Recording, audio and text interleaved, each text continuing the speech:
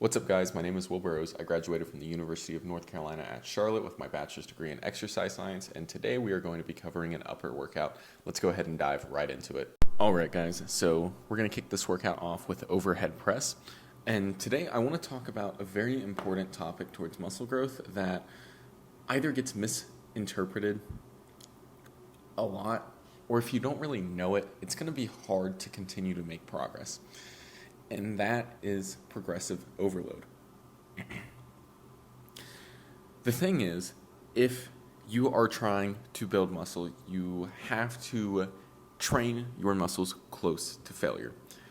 And that would be anywhere in the last 5 reps, but typically you'll want to stay around like a 1 to 2 reps before failure, and sometimes going to failure just as a tool to see if you're actually hitting failure. Anyway, the reason that going close to failure is so important is that it's going to cause the actual stimulus for muscle growth. So if you're not really getting close to failure, you're not really generating a stimulus to grow muscle, which it just means you're spending time in the gym to spend time in the gym if you're not working hard enough. So now that we have that out of the way, the reason progressive overload is important is because it allows us to keep our proximity to failure the same and to create the same stimulus for growth, right? So just for a quick overview of what progressive overload is, it's adding more weight or reps or a combination of both under the same circumstances, which means same rest time, same exercise, same form, same set, like same order of exercise, same set. So if you did it first in the workout, this should also be your first one in the workout. It's when you're controlling for all of those, which is why it's important to do the same workout on a week-by-week basis and do it for, 8+ weeks. That way you can actually make progress and know you're making progress. So the reason we want to do progressive overload is because, let's say 1 week you do your first set of bench press and you do 135 pounds for 6 reps. But next week, when you come to do bench press, you're stronger, you're more capable, you grew muscle from the last time that you did bench press.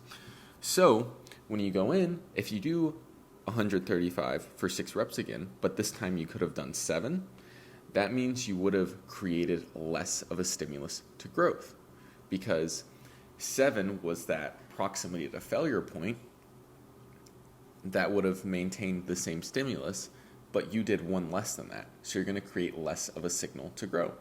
Or if you went in and you're a bit stronger and you did 135 for 6 and you went up to 140, you would want to do that for 6 reps again, because that would be maintaining your proximity to failure.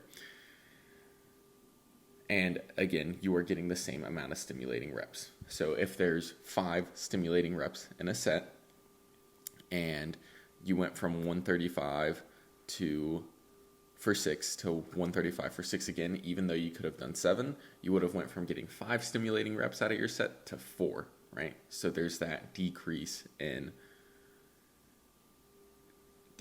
stimulating reps.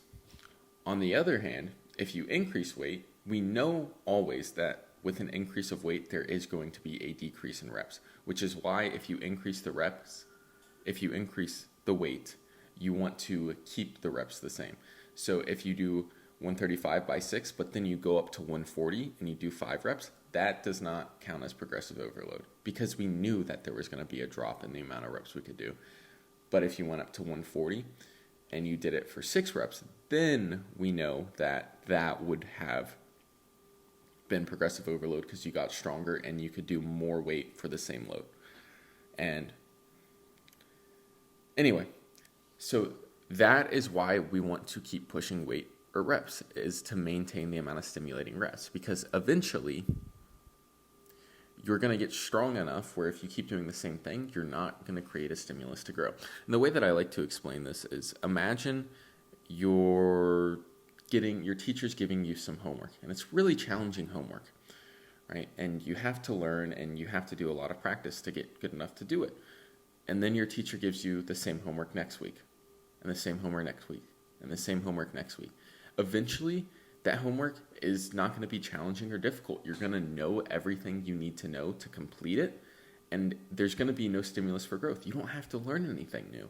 You don't have to do anything new. You just already know how to do it. And it is the same thing when it comes to lifting weights. When you do 135 pounds for 6 reps, you do it once, it's pretty challenging, you get some growth out of it. You do it next week. It's a little less challenging, but you still get some growth out of it. Until your body is just completely able to handle that workload, and it gets nothing from it because it's already made the adaptations it needs to move that amount of weight. So if you are struggling to make progress in the gym, this could be a very key factor in why you're not doing it.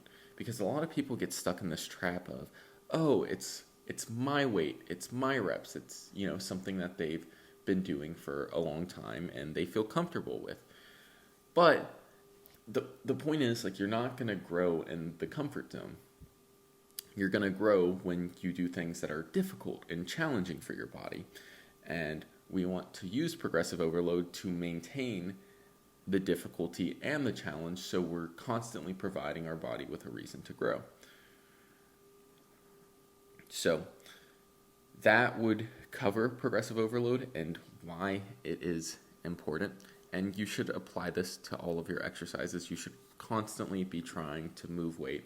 And again, like I said earlier, this is why we want to do the same workout repeatedly. So like you'll have your upper 1, lower 1, upper 2, lower 2, and those are their different variations. And you'll just want to do those same sessions on repeat for, like 8+ weeks to actually make progress and get stronger. And after that, you can switch up some exercises if you want to get some growth in some different areas, if you want to focus some different things.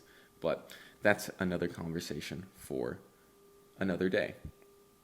Anyway, I hope that this cleared the topic of progressive overload up for you guys, and it would really mean a lot to me if y'all could like and subscribe. And I will see you guys in the next video with a lower workout. Y'all have a great rest of your day.